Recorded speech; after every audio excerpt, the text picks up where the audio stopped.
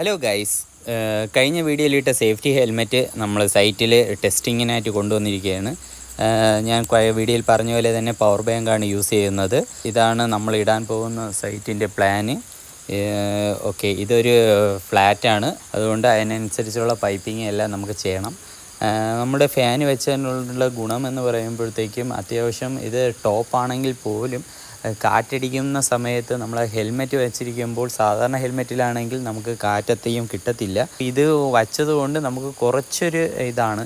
പിന്നെ ഇടയ്ക്ക് എല്ലാവർക്കും ഉള്ളൊരു ഡൗട്ടെന്ന് പറയുമ്പോഴത്തേക്കും ഇതിൽ പൊടിയൊക്കെ അടിച്ച് തലയിലൊക്കെ കയറത്തില്ലേന്ന്.